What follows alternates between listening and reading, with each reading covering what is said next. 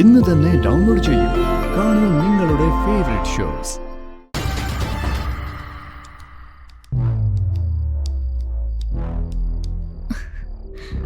അച്ഛാ, അമ്മ രക്ഷപ്പെടൂലേ?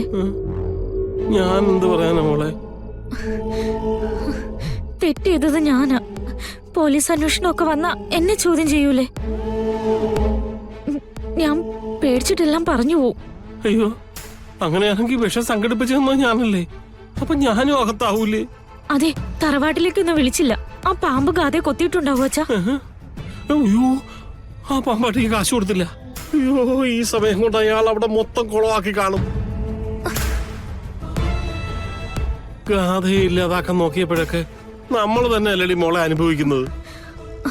അവൾക്ക് നാഗപ്രീതി ഉണ്ടെന്ന് മുത്തശ്ശി പറഞ്ഞപ്പോ നമ്മൾ വിശ്വസിച്ചില്ല. പക്ഷെ സത്യം അതാണെന്ന് തോന്നുന്നേ. അല്ലെങ്കിൽ എങ്ങനെയാ എന്ത് ചെയ്താലും അവള് രക്ഷപ്പെടുന്നേ? രക്ഷപ്പെടാൻ അവളും ശിക്ഷിക്കപ്പെടാൻ നമ്മളും.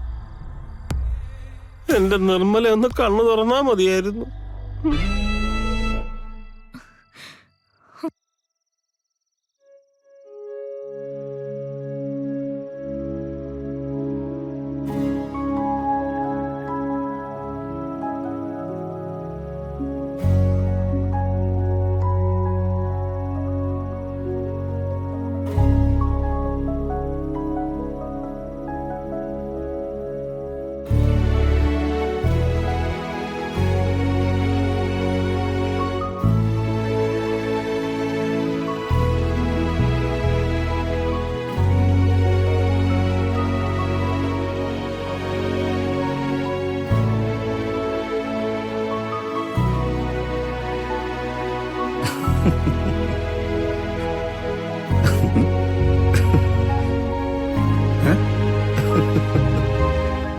ബെസ്റ്റ്. ഞാനിവിടെ ഇരിക്കുന്നത് പാമ്പ് വരുമോ നോക്കാനാ. പാമ്പിനെ കണ്ട ആൾ ഉറക്കത്തിരുന്ന് ചിരിക്കുന്നു. ഇത് ഗാഥമാടത്തിന്റെ ഏതോ ഒരു കാര്യം ഓർത്തിട്ടാ. അങ്ങനെ ഇപ്പൊ സാർ ഒറ്റയ്ക്ക് സൂഹിക്കണ്ട. സാറേ സാറേ സാറേ മണി സാറേ എഴുതിട്ടേ. എന്താണോ സാറെന്താ ഉറക്കത്തിൽ കിടന്ന് ചിന്തിച്ചേ? എന്നാ ഒരു ചിരിയാ ചിരിച്ച സാറേ? ചിരിച്ചോ? ഞാനോ? ആ ചിരിച്ചു സാറേ. അതല്ലേ ഞാൻ വിളിച്ചുണർത്തിയത്. എടോ, തനിക്കിപ്പോ എന്നെ ഉണർത്തേണ്ട വല്ല കാര്യം ഉണ്ടായിരുന്നോ? ഞാൻ നല്ലൊരു സ്വപ്നം കണ്ട് കിടക്കായിരുന്നു. സാറേ, സത്യം പറഞ്ഞാ സാറ് സ്വപ്നം കണ്ടോട്ടെ എന്ന് എനിക്ക് കരുതായിരുന്നു. പക്ഷെ മനസ്സിൽ ഇത്തിരി അസൂയ ഉള്ളത് കൊണ്ടേ ഞാൻ വിളിച്ചുണർത്തിയെന്നേ ഉള്ളൂ. താനവിടെ നിന്ന് പോയേ?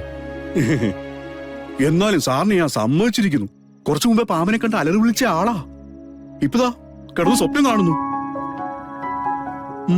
മറ്റൊരു മുറിയിലെ ഗാഥമട സാറിനെ സ്വപ്നം കണ്ട് കിടക്കായിരിക്കും. ദേ ഇങ്ങോട്ട് നോക്കേ. ഇങ്ങനെ അപ്പുറത്തപ്പുറത്തും കിടന്ന് സ്വപ്നം കാണാതെ പോയി ഗാഥമടത്തെ ഇങ്ങോട്ട് വിളിച്ചോട്ടോ സാറേ. വേണ്ടടോ, കഥ സമാധാനമായിട്ട് അവിടെ കിടന്ന് ഉറങ്ങട്ടെ. എന്നാലും ഒരു സംശയം സാറേ, ഗാഥമാടം പാമ്പിനെ കണ്ടിട്ട് അങ്ങനെ പേടിക്കൂ? ബോധം കെട്ടു വീഴുവോ? നമ്മൾ കണ്ടിട്ടുള്ളതല്ലേ ഗാഥമാടം പാമ്പിനെ എങ്ങനെയാ കൈകാര്യം ചെയ്യുന്നതെന്ന്.